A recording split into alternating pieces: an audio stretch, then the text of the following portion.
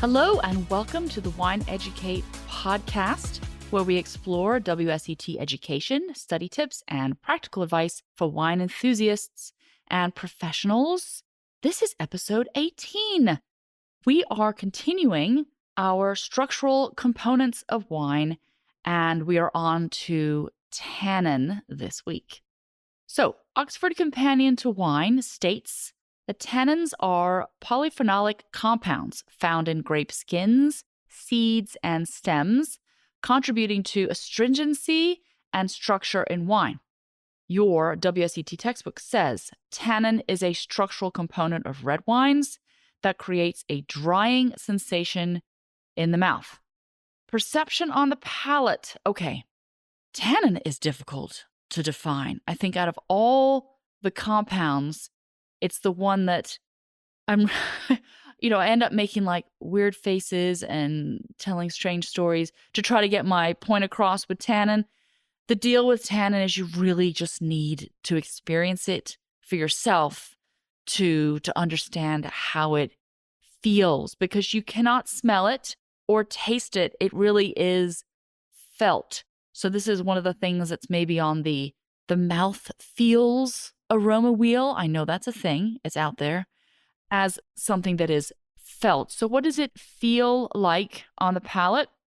It creates a dry, puckering sensation on the tongue and gums. So different flavors and aromas and sensations people like to pinpoint kind of exactly in the mouth where you taste it or feel it. I think all bets are off when it comes to tannin. I feel tannin all over my mouth. When I get a really high tannic wine, I feel it on the roof of my mouth. I feel it all up in my gums, on my tongue. Really, really drying. So to give you some practical real life examples of food sources that are high in tannin, I think the number one example is tea. And if you've ever made a cup of tea and you left that tea bag in for way too long and went back and had a sip and realized you needed to make yourself another cup of tea, that is an example of tannin. Also, for my Brits, rhubarb, dark chocolate can be quite tannic. The walnut skins or the skins of other nuts as well has that really drying, bitter quality to it. Here's one I recently learned, which I think is mildly horrific, but you probably have one of these in your house, and that is a banana, maybe an unripe banana peel. Oh, horrible. If you want to go have a nibble, go for it. There you go. Tannin in your unripe banana peel. We do, in our level 1 in-person classes, a tannin exercise. So this is in session 3, and it's quite handy because it's right after lunch. And I'm giving you English breakfast tea, which is no joke, packed full of caffeine. So it's like a double bonus. You get to have a little shot of caffeine and also learn your tannin levels. So we do low, medium, high tannin and have a wine that corresponds to it. And this exercise, you really will never forget tannin and tannin levels after you do the exercise. Technical information. Okay, so technically, tannin is measured in something called gallic acid, or GA, and that's milligrams per liter. We really don't talk about this when we talk about wine. I just wanted to tell you guys about it so you knew there was a way of measuring tannin, but I'm never going to say, never going to mention it in class, really. In white wines, you may have like 300 milligrams per liter in a white and maybe 1,800 in a red, just to give you a little kind of frame of reference. So where is tannin found?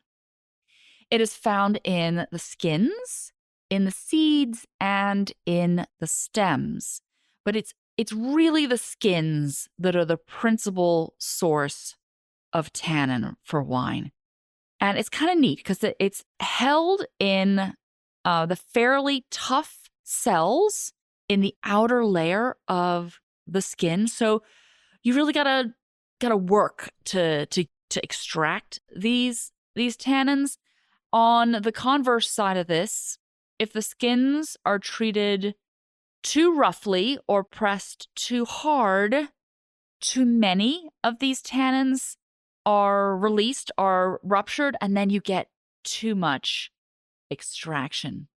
I'll give you a bit of sort of an idea of this. If you think about port and how port is made, there is a great deal of effort to extract a lot of color and tannin early on from the port grapes during their fermentation, because you're going to stop that fermentation to retain the sweetness. So you need to extract as much of the tannin and color as you can. So that's where you get the foot stompers going up and down in rows, or the more aggressive techniques for extracting the tannin.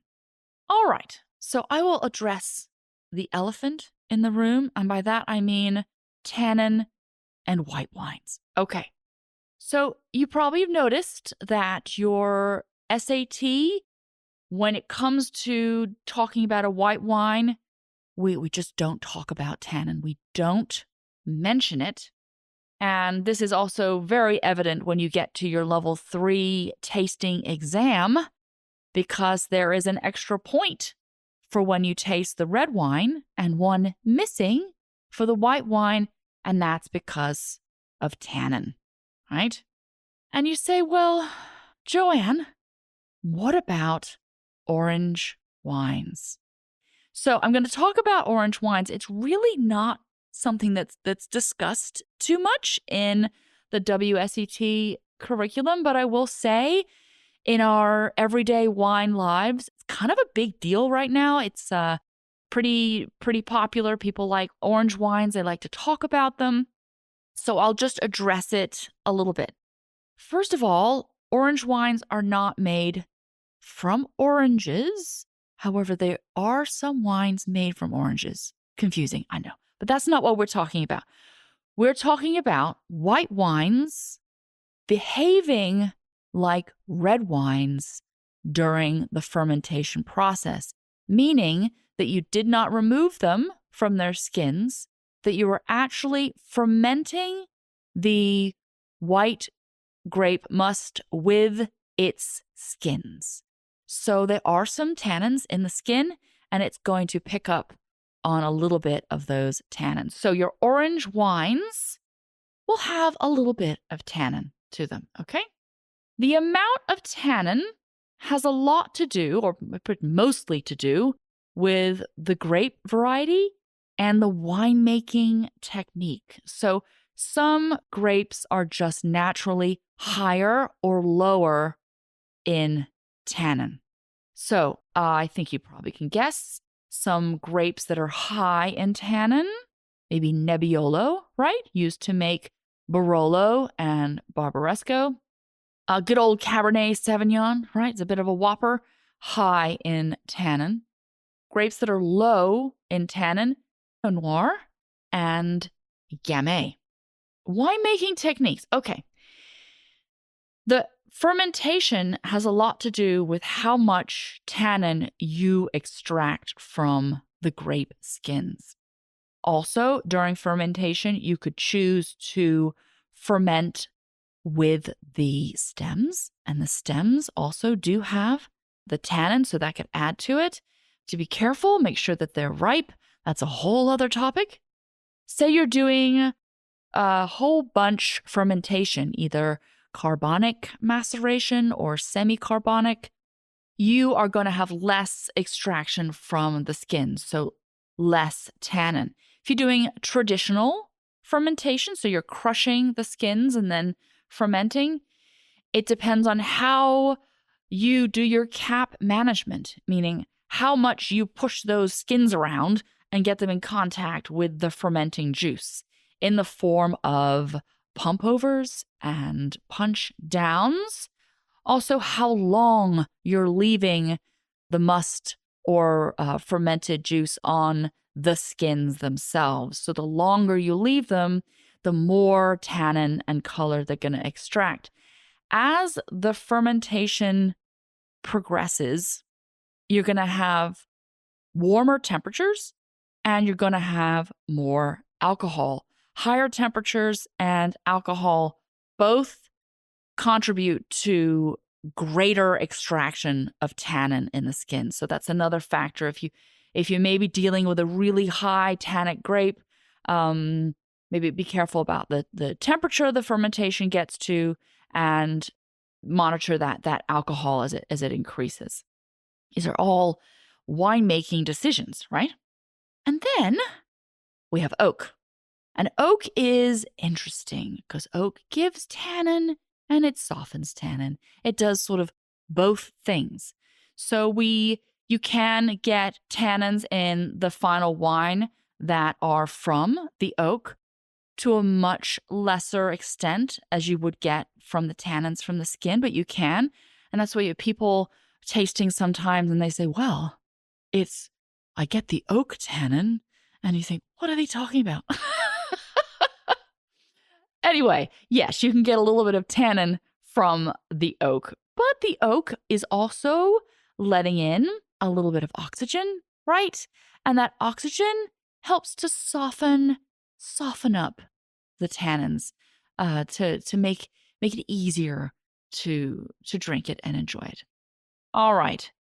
I think that's a good nugget about tannin for now. I could go deeper, but I think this is good for our first go round.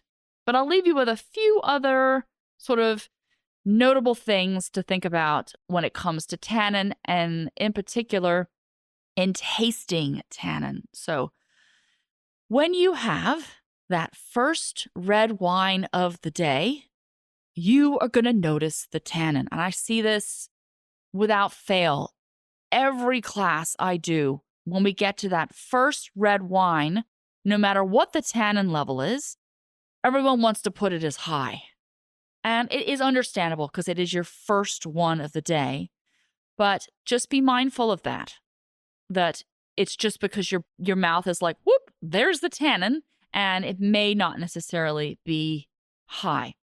In a continuation of that thought, the order that you taste your red wines in is pretty important.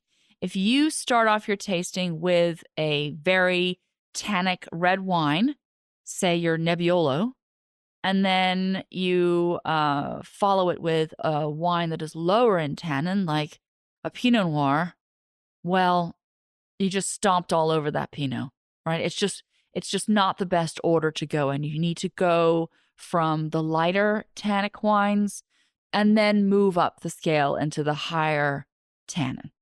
And also, in a practical world, we're not sitting around drinking Barolo by itself, right?